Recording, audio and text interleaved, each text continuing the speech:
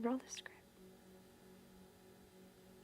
Winter season is not officially over at Lee Canyon. We'll give you the details of the avalanche that closed the resort for 2 days. Super Bowl weekend was one for the books. We went to the Strip to test some of our locals.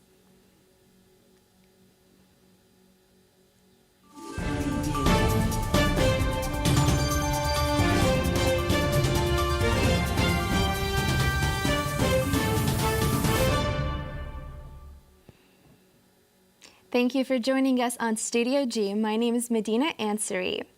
UNLV has made some changes to campus following the December 6th shooting. Reporter Amanda Maher will take us deeper into the changes. Medina, I'm currently standing outside of the Frank and Estella Beam Hall, where on December 6th, Tony Polito shot and killed 3 UNLV professors and injured 3 others. The rest of the winter semester was canceled after the shooting, and ever since, UNLV has been working around the clock to increase security here on campus. Here's what we've done.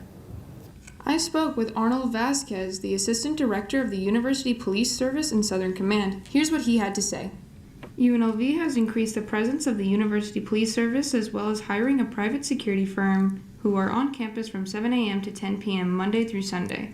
The private security officers are also trained in CPR and emergency medical procedures. On top of that, UNLV has created the UNLV Committee on Safety and Security, which is composed of 18 faculty, staff, student, and administrators.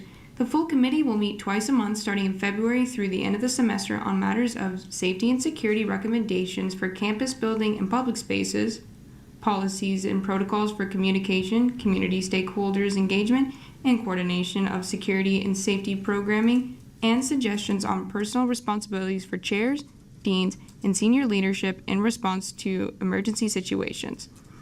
Other ways students can stay safe on campus is downloading the Rebel Safe app, which QR code is on every map display around campus, and there are UNLV police station boxes that are always well lit and will automatically connect you with university police at the push of a button. To find more safety tips for being on campus, you can visit unlv.edu and go to the Police Service tab information for more. And that's all we have for you today. I'm Amanda Maher reporting for Studio G. Back to you in the studio. Thanks, Amanda. The Faculty Senate has begun planning to make a permanent campus memorial in honor of the faculty members lost on December 6th. We'll keep you updated as this develops. Lee Canyon Ski Resort opened back up on Thursday, February 8th after being closed for 2 days due to avalanches. 4 people were initially reported missing on Monday, February 5th, but were later found in safe conditions. The resort reported over 11 inches of fresh snow over a 24-hour period, and changes were still required due to severe weather and unsafe driving conditions. Many cars had slid off the main road leading up to Lee Canyon and were awaiting tow trucks. More updates on weather conditions and avalanche warnings will be provided as the season continues. Super Bowl 58 took to the city last weekend to officially welcome the NFL and excited fans from all over the country. In addition to fans and the NFL, the Las Vegas Super Bowl host committee welcomed over 8,000 volunteers from around the country to help activate the city for a special moment in Las Vegas history. Volunteers were seen around the city handing out swag, host committee memorabilia, and electric energy to excited fans and tourists. Coming up, we'll hear from one of the lead volunteers, Devonna Brasson. Being here in Vegas has been phenomenal. I was at the Arizona Super Bowl as well, and have attended the Minnesota Super Bowl likewise. And this one's been very different, you know, having the festivities around the Strip, all of the people that's bringing their energy, the staff, and everyone has been phenomenal. The volunteers that I work with, you know, as a coach, I am facing a lot of people here at headquarters, and it's just so many people being excited to be able to be here and help out and give back in whatever way they can.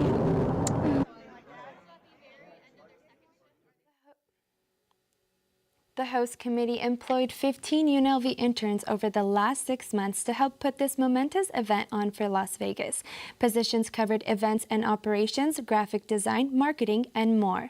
Now let's send it over to Kevin Lodowitz for today's weather.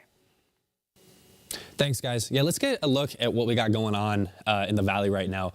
As you guys probably saw, it's a little rainy out. Personally, I love it. Forgot to bring my umbrella, but hey, I'll take a few raindrops on my head, no issue. Current temp's 57, light rain, like I said, nothing super dramatic. You know, probably just bring a little raincoat with you. Right here we got the Valley temps. Over in Summerlin, it's about 54 degrees. In the Valley proper, Las Vegas, 57, and then Boulder City, 55. So we're kind of staying just around that like high, mid-50 range. No real large deviation from that. With this, we got an evening planner. 3 p.m. It's 56 degrees. We just get a little bit colder, guys. It's nothing super major. 6 p.m. 55, 9 p.m. 53, and then lastly at midnight, let me shoot it over here, 50 degrees. So it's pretty chill. Nothing super dramatic. You know, just pack a coat, guys. Days are getting longer. We're almost out of this. Sunset time is 5:26. Still a little early for me, but we're getting closer by the day. All right, guys, today we got a high of 59, and we're just gonna gradually increase, right? Friday, we're going to 69 degrees. Saturday, 70s. We're getting to the 70s. Guys, spring is coming, and I'm excited for it. I don't know about you. And that's all we got going on over here. I'll pass it back to Medina. Guys, keep that raincoat on. The MSG Sphere has been the center of attention in Las Vegas since its opening in September. Jabri Foster gives us a sneak peek on what's inside. The MSG Sphere has been one of the most successful and iconic attractions in the city of Las Vegas. Its exterior displays have drawn the attention of many people in the city, including locals and tourists. Looking at the MSG Sphere from far away, you can tell that it has the appearance of a TV screen. However, if you look at it up close, you can tell that it is made up of hockey puck-sized LED lights.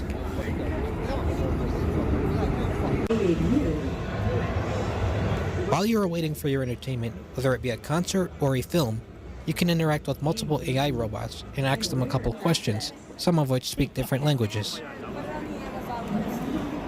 The MSG Sphere offers multiple forms of entertainment, which include but are not limited to concerts and films, one of which includes a 50-minute film containing history and a bit of predictive programming, to name a few.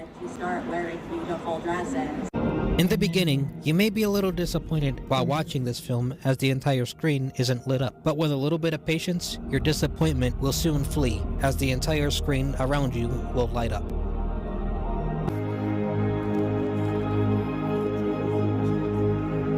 Granite teeth capped with snow and ice. Many people who have attended a show at the Sphere would agree that in order to get the full experience, you would need to attend in person, as getting a sneak peek from the display of a phone, computer screen, or TV screen is completely different. I'm Jabri Foster from Studio G News. It is quite possible your favorite band or artist could make an appearance in the future. Check out the Sphere's official site for more details on events. On February 15th, Lionsgate announced that there will be a John Wick attraction added to Area 15 later this year. Guests will step through the doors of the Las Vegas Continental and into the underworld of John Wick. There will be a high-stakes adventure along with a themed bar and gift shop. We'll keep you updated as this develops. UFC 298 occurred this weekend in Anaheim. The Las Vegas-based MMA promotion had a show-stopping string of performances with a fantastic main event.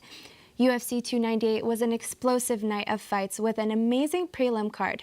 We were exposed to plenty of up-and-coming stars. Starting off the main card, we had Merab Dvalishvili won against Henry Cejudo. Ian Gary won his fight against Jeff Neal via split decision. In the co-main event, Robert Whittaker won against Paul Acosta via decision. The winner by knockout, still undefeated, and new The main event of the night was an explosive fight. The champion Alexander Volkanovski was knocked out in the second round by challenger Ilia Topuria. Ilia is still undefeated and will prove to be a tough challenge for the rest of the division. UFC 300 returns to Las Vegas at the T-Mobile Arena on April 13th, headlined by the Tom Aspinall and Cyril Gane, with smaller fight night cards at the UFC Apex before then. We will continue to update you on the fights in the coming week. Vegas made history this year hosting its very first Super Bowl, and I thought it'd be fun to test some of our Vegas locals and tourists with some fun Super Bowl trivia questions. Let's take a look. I'm joined here with Ned Shane, and today we're going to be doing some trivia questions. How do you feel, Ned? A little nervous, but I think I got this. You got this. Okay, so first up, in 2020, Kansas City Chiefs went against the San Francisco 49ers. Yes. Who won in that year? Who won in that year? Kansas City won that year. The Chiefs. That was the Kansas City Chiefs. Perfect. How much does the Lombardi Trophy weigh? 30 pounds? Lombardi Trophy, 40 pounds. I would say about 56 pounds. It's actually 7 pounds. 7? I don't know why it looks super huge. That's crazy. Yeah, I know it does. How much do you think the first ticket to the Super Bowl cost the very first year it happened? Very first year? 50 bucks? Around $7.